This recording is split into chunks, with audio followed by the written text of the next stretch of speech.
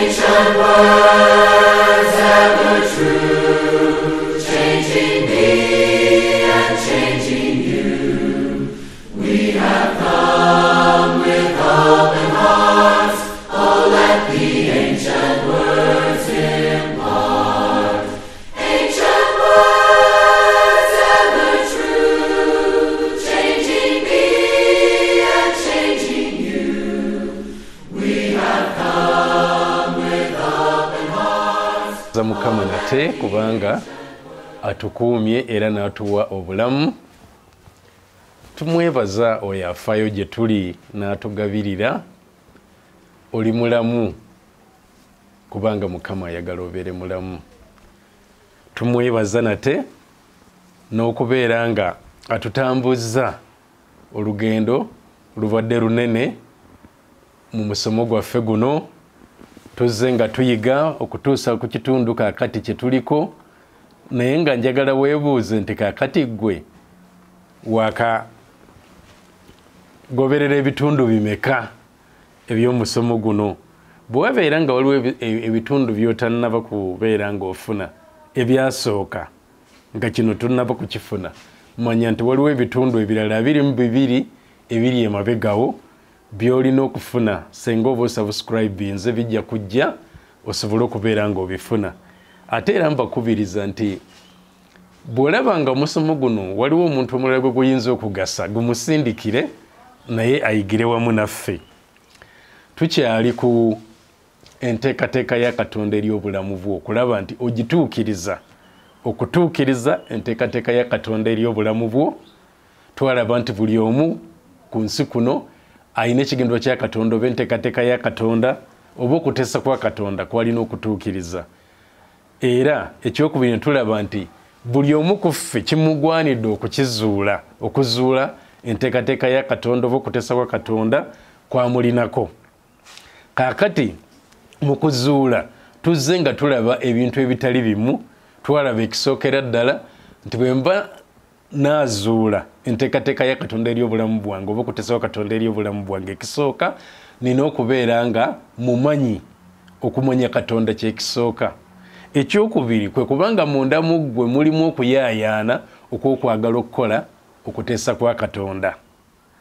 Nakyo ne tubeera nga twakiraba nti munda mu ggwe mulimu okuyaayaana. Bwe muba nga munda mu ggwe temuliimu kuyaayaana okukola okwagala kwa Katonda, oyinza okubeera nga ojja kulwawo okuzuula oba oyinza n'okulemwa okuzuula ekigendwa kya Katonda eri obulamu bwo. Ekyokusatu kye twalaba nti kwe kweweerayo ddala gy'ali, tusarenda okubeera nga neeweerayo ddala gy'ali. Ebyo byonna tuzze tubiraba. Ne tuddako ne tulaba ekyokuna, okwesigama ku Mwoyo Omutukuvu. Twakiraba emirundi 2 egiyise. Kaakati tugenda ku kirala, tugenda ku kyokutaano, okutegeera abo Mukama baakuwadde okukolamu omulimu. Okutegeera abo Mukama baakuwadde okukolamu omulimu. Emirundi egisinga situwagala nno kubeera nga ndi wansi w'abantu, naye mu ntegeka ya Mukama bw'ate bwe yatutonda ffe abantu nti tuteekeddwa okukolebwamu omulimu.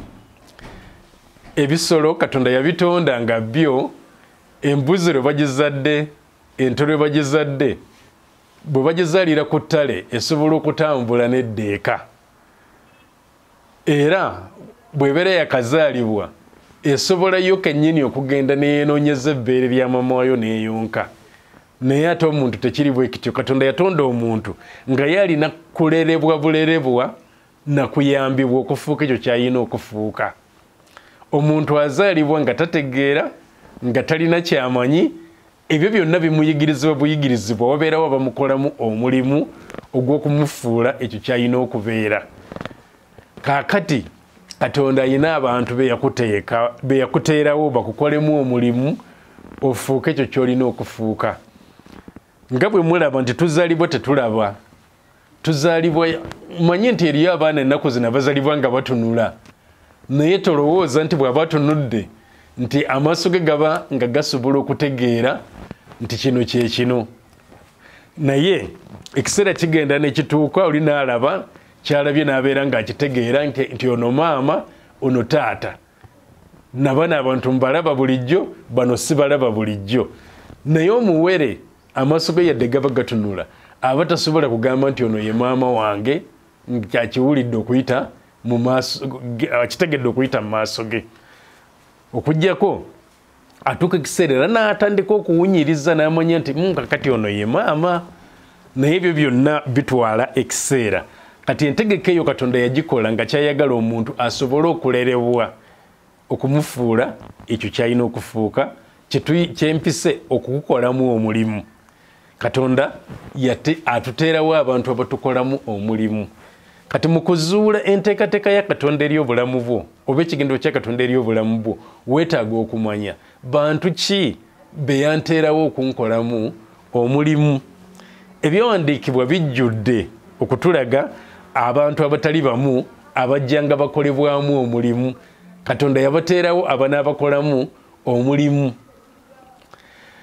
tulaba Musa yakola omulimu mu Yoswa kati awo omuntu ajja kubuuza nti kati ate ye Musa ni yagumukolamu ne Musa omulimu gwamukolwamu mukoddomi we Yesero Katonda yajja Musa Emisiri n'amutwala mu nsi y'e Midiyaani n'amuteeka wansi wa mukoddomi we Yesero okumala emyaka 40 nga Yesero amukolamu omulimu era tukiraba nti Katonda bw'amala okuyita Musa n'abeera nga atandise olugendo lw'okutambuza abaana ba Isirayiri era Yesero yajja n'amusinkana n'atunuulira Musa bye yali alimu n'amugamba kyokola si kituufu ogenda kusiriiza abantu naawe osiririre wamu nabo naye kola bwoti ne bwoti n'amuwa amagezi ago ne Mukama yagasemba n'agalagira Musa era n'amaliriza nga Musa akola ekyo kinamuyamba obutasiriira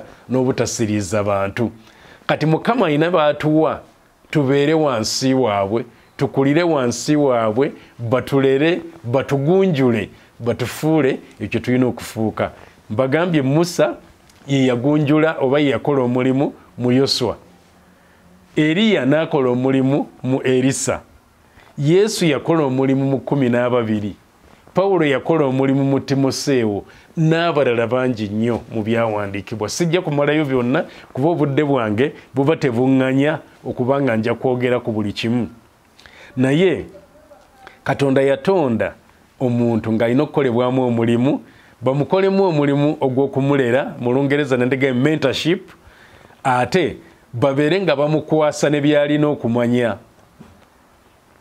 knowledge and skills nga bamuwa ebyalina okumanya n'obukugu omusobozesa okwebeezaawo mu bulamu buno kaakati olina okutegeera baani abo Mukama Katonda bampadde okubeera nga mbeera wansi waabwe basobole okunkolamu omulimu ogunansobozesa okutuukiriza ekigendererwa kya Katonda eri obulamu bwange Pawulo yali ayogera ne Timoseewo mu Timoseewo ekyokubiri essula 3 okuva ku lunyiriri olusooka okutuuka ku lw'11 naye yonna sijja kusomayo ngenda kusoma okuva ku lunyiriri olw'10 n'olw'11 Timoseewo ekyokubiri essula 3 olw'10 n'olw'11 Pawulo agamba bw'ati Timoseewo nti naye ggwe wagoberera nnyo okuyigiriza kwange empisa zange okuteesa kwange okukkiriza kwange okugumiikiriza kwange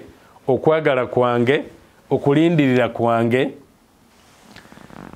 okuyigganyizibwa kwange okubonaabona kwange ebyambeerako mu Antiokia ne Ikoniyo mu Lusitra okuyigganyizibwa kwe nayigganyizibwa bwe kwali era Mukama waffe yandokola mu byonna Pawulo amenya ebintu ebitali bimu ye byamubaako nga Pawulo naye agamba Timoseewo nti walinga obiraba wabimanya wabitegeera wasobola okubeera ng'olina kyolaba ku nze kaakati nga kyamutegeeza ebyo bye walabanga nga mpitamu bye walabanga Mukama bye yampisaamu n'obiraba ku bulamu bwange byakuteekateeka ate naawe olwa obuweereza bw'olina okukola olw'ekigendererwa kya Katonda ky'olina okutuukiriza byatuuka ku nze Pawulo n'obeera ng'obiraba naye Katonda yabigenderera bibeeko kye bikuyigiriza onjigireko osobole naawe okutuukiriza okutesa kwa Katonda eri obulamu bwo. Katonda yabireka ne bimbeerako nga ndi wamu naawe ng'ondaba. Kaakati oyo ye Timoseewo Pawulo ye yali yamuteekerwawo okubeera nga yamukolamu omulimu ng'era bwe yagukola ne mu balala bonna, naye wateekeddwa okubeerawo omuntu akukolamu omulimu. Abantu tetuba bakyemeza, teweemeza wekka. Nina bentera okuwulira nga boogerako nti nze neemezezza nzekka, naye era wateekeddwa okubeerawo abaamujja mu mbeera eri ey'okubeera nti yali muwere nga teyeesobola, ne bamusobozesa okubeera nti kati tandise okutegeera ye waatandikira okuga nti kati awo nze wentandikidde okwemeza nzekka, nga tonnaba kubeera ng'ofuna amagezi agategeera n'ebyoku nsi kuno. Waliwo abantu abo Mukama be yakuteerawo yadde gwe eyeeyita kyemeza, ne babeera nga be bakutuusa we watandikira okwemereza. Kati tulaba mu Kuva essuula ya 24 olunyiriri lw'12 n'olw'13 tulaba wakati wa Musa ne Yoswa. Njagala mbeeko kyembalaga. Olw'12 luga nti Mukama n'agamba Musa nti linnya gye ndi ku lusozi obeereyo, nange ndikuwa ebipande by'amayinja n'amateeka n'ekiragiro bye mpandiise obiyigirize. Olw'13 Musa n'agolokoka ne Yoswa omuweereza we. Musa n'alinnya ku lusozi lwa Katonda. Kyembadde njagala kyekyo nti Katonda ayise Musa n'amugamba jangu ku lusozi, naye Musa agenda n'omuweereza we gwe bayita Yoswa.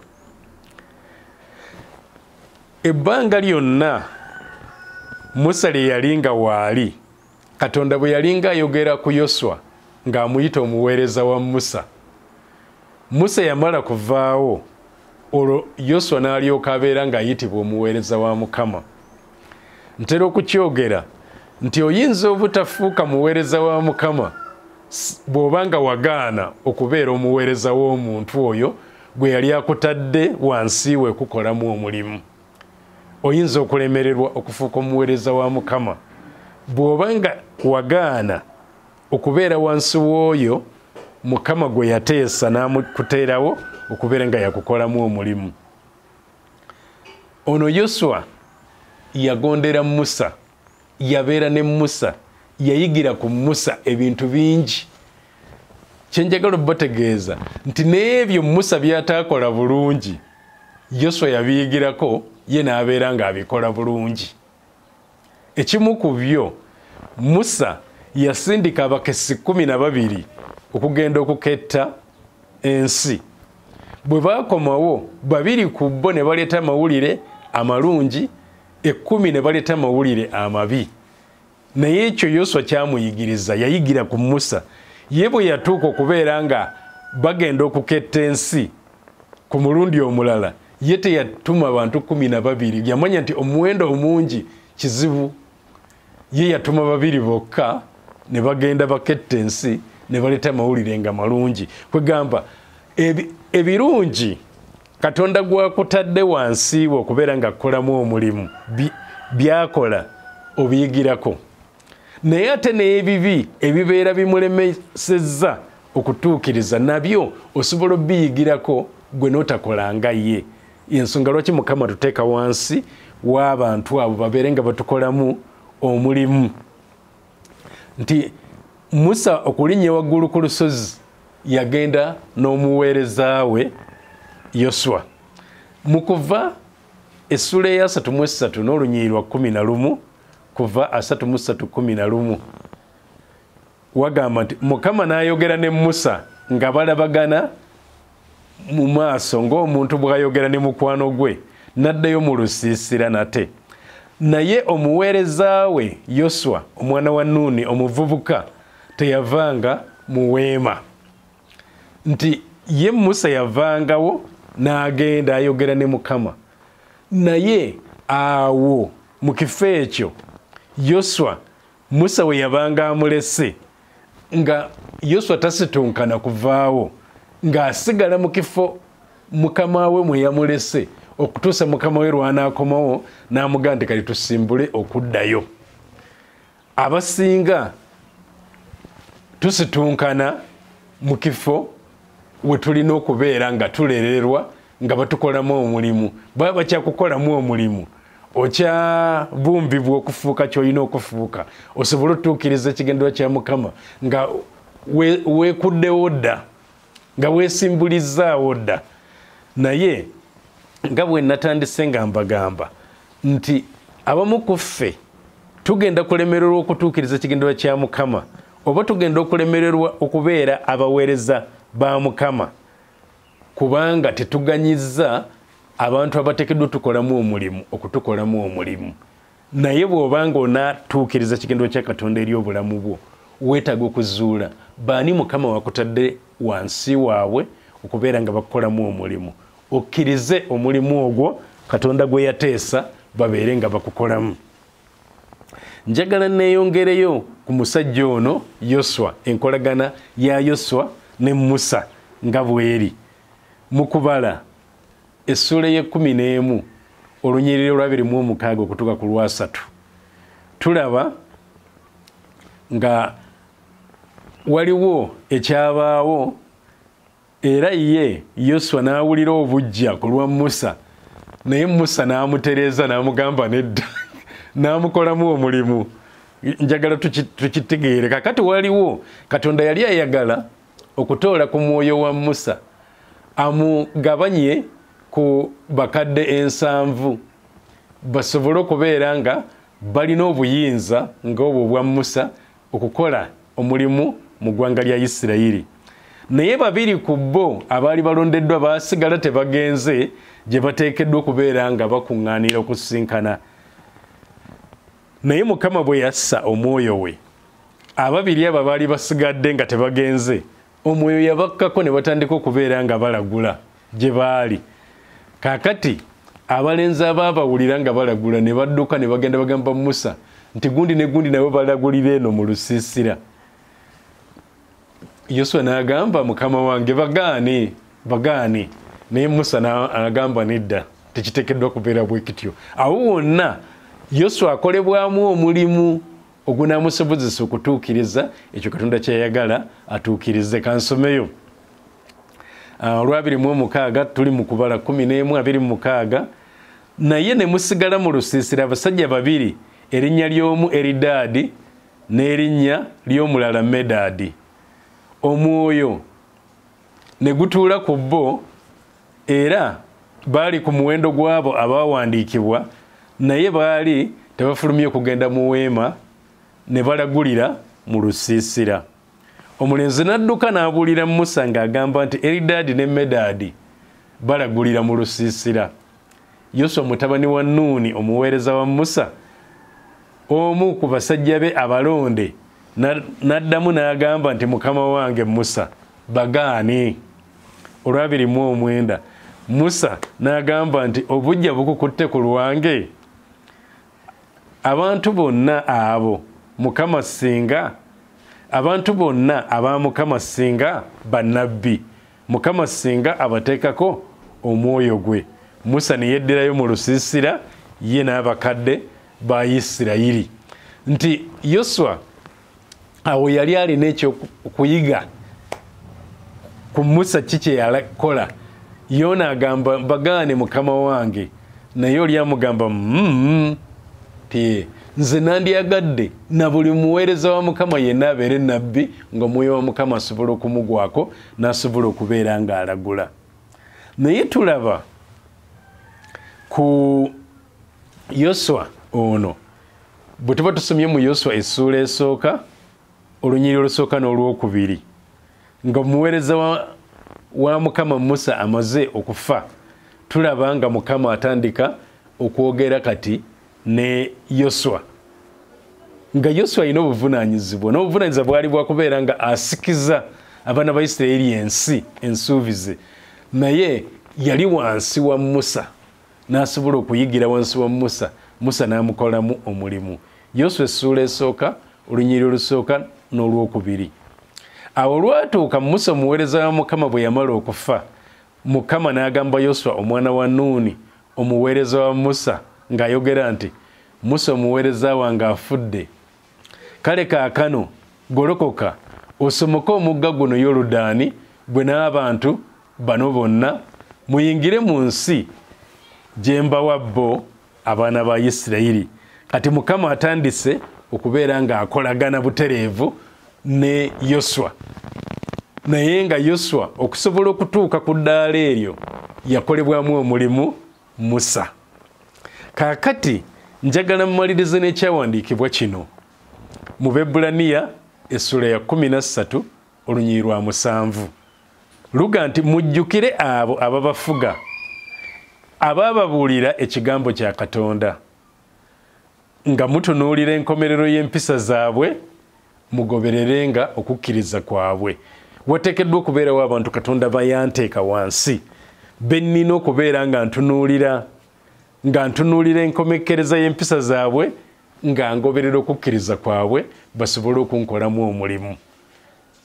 Tegeera baani Mukama Katonda be yakuwa bakolemu omulimu era okkirize okubeera wansi waabwe bakolemu omulimu ogwo ojja kusobola okutuukiriza ekiringo kya Katonda eri obulamu bwo